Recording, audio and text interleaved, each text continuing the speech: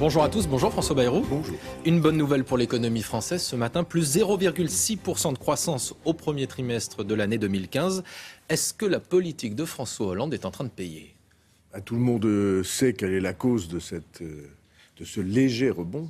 Laquelle ? C'est la chute des cours du pétrole et on ne peut pas dire que la politique française soit la responsable de la chute des cours de pétrole. Pas du tout.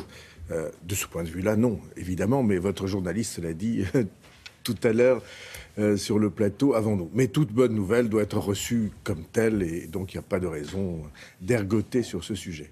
En meeting hier soir, Manuel Valls a apporté son soutien à Najat Vallaud-Belkacem et dit qu'elle restera selon lui comme l'une des grandes ministres de l'Éducation nationale. Est-ce que vous partagez cet avis-là ? Ce sont des mots de meeting. Il y a une chose que je sais, ce que Manuel Valls a essayé de dire hier et de faire entendre hier, et que ce matin reprennent un certain nombre de ceux qui relaient la parole du pouvoir, c'est qu'il s'agit d'une querelle, d'un affrontement entre la droite et la gauche. Est-ce que c'est le cas ? Et c'est faux.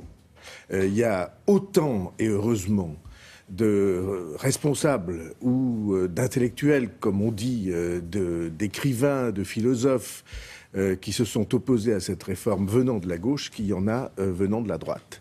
Parce que s'il y a une chose certaine pour moi, c'est que la question de l'éducation n'est pas une question de parti. Et que les approches partisanes sur ce sujet, la gauche qui dit c'est une question de moyens, la droite qui dit c'est une question d'autorité, c'est les deux discours qu'on entend, pour moi, l'une et l'autre passent à côté de l'essentiel. Pourquoi est-ce que vous êtes toujours inquiet, justement, François Bayrou ? Le gouvernement continue d'assurer qu'il n'y aura pas de suppression du grec, du latin, de l'allemand. Le monde dans lequel nous vivons, vous le savez bien parce que c'est votre métier, qu'on appelle de communication, moi je ne suis pas sûr que ce soit de communication, je crois que c'est de mystification. C'est un monde dans lequel on utilise les mots pour dire le contraire de la vérité. Alors c'est très simple, il y avait depuis 400 ans en France un enseignement de ces langues mères de la langue française, les langues qui expliquent ce que nous sommes, ce que les mots veulent dire, qui nous donnent la nuance de pensée. Il y avait eu un enseignement, une transmission de ces langues depuis 400 ans. Et puis, voilà que nous nous trouvons dans une situation où on les raye. Ça n'est plus des disciplines.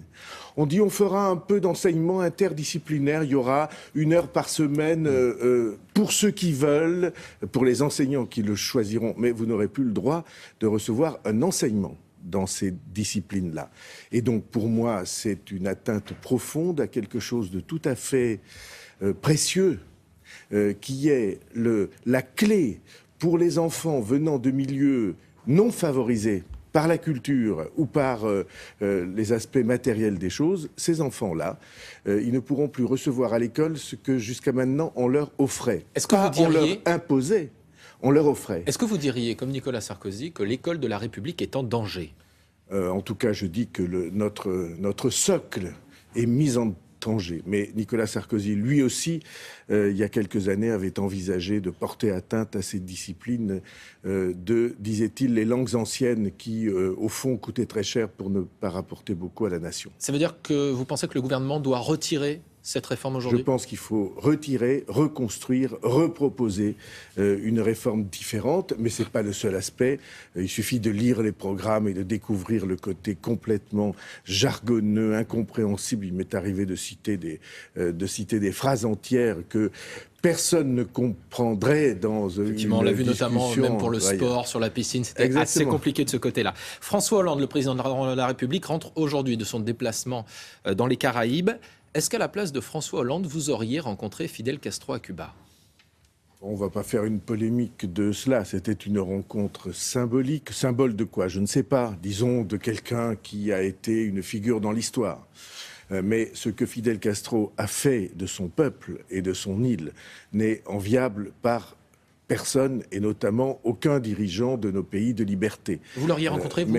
Peut-être l'aurais-je rencontré, mais j'aurais pas mis en scène. Vous voyez, il y a eu une mise en scène. Les journaux écrivent ce matin qu'on a survendu la visite à Fidel Castro. Je pense qu'il était normal d'aller à Cuba, normal de rencontrer le président actuel cubain, le frère de Fidel Castro, Raúl. Pour le reste, le caractère souligné et éclairé par la communication me paraît pas convaincant. C'est pas une faute morale, vous n'iriez pas jusque-là? Non, je dis pas cela. D'ici quelques semaines, l'UMP devrait désormais s'appeler les Républicains. On sait que vous n'êtes pas fan de cette nouvelle appellation, vous l'avez dit il y a quelques semaines. Est-ce que vous appelez les adhérents qui doivent se prononcer, les adhérents de l'UMP, à rejeter ce nouveau nom? Ce n'est pas ma responsabilité, ce n'est pas mon affaire, et je ne veux pas faire d'ingérence dans les affaires de notre parti. Ce que je dis seulement, c'est que si vous y réfléchissez bien, ça signifie que bientôt, il y aura des gens en France qui diront « moi, je suis anti-républicain ». Parce qu'ils seront contre ce parti qui s'appellera les Républicains.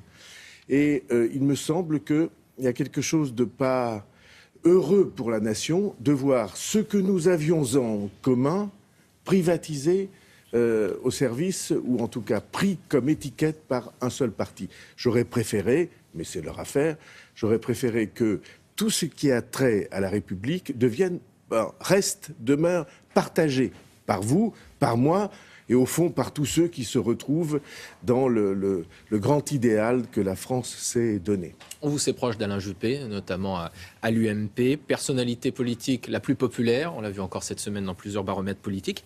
Est-ce que vous irez voter pour lui à la primaire en 2016 ? Je ne pas, à titre personnel et comme citoyen, je ne participerai pas à la primaire, sauf bouleversement dont on ne sait pas ce qui peut arriver, parce que quand vous participez à la primaire, ça signifie que quand vous êtes un responsable politique, ça signifie que vous vous engagez à respecter le résultat de la primaire et à vous engager derrière celui que la primaire aura choisi. Et pour moi, en tout cas, je veux exercer le bénéfice d'inventaire, c'est-à-dire le droit de dire si ce choix me plaît, si c'est Alain Juppé, si je le trouve bon pour la France, ou s'il ne me plaît pas et ne me convainc pas. Et pour moi, c'est une liberté essentielle que je tiens à garder. Et donc, de ce point de vue-là, j'ai, comme vous le savez, des interrogations sur la primaire et une réserve à l'égard de son déroulement. Que vous inspire la volonté de Jean-Marie Le Pen de créer une nouvelle formation politique ? Alors, déjà, je ne suis pas compétent ni engagé pour ce qui est de l'UMP. Alors, je ne veux pas apporter de commentaires à ce qui se passe à l'intérieur du Front National. Est-ce que cette prise de distance de Marine Le Pen à l'égard de son père, est-ce que ça la rend plus fréquentable ? Moi, je n'ai jamais jugé Marine Le Pen par rapport à son père. Et je trouve d'ailleurs que c'est des assimilations qui ne sont pas fondées. J'ai jugé Marine Le Pen par rapport à son programme, à ce qu'elle dit aux Français être bon pour leur avenir. Et chaque fois qu'elle s'exprime sur son programme et sur cet avenir-là, je trouve qu'elle se trompe gravement. Je pense qu'il y a un danger mortel dans la manière dont on prétend, dont on affirme devant les Français que sortir de l'Europe, sortir de l'euro, distribuer de l'argent qu'on n'a pas, ça va nous sauver. C'est un discours et un langage que je trouve dangereux pour le pays. Et quand quelque chose est dangereux pour le pays, comme je suis libre, je le combat. Et c'est cela qui guide mon attitude face au Front National. Merci beaucoup François Bayrou, c'était à vous William.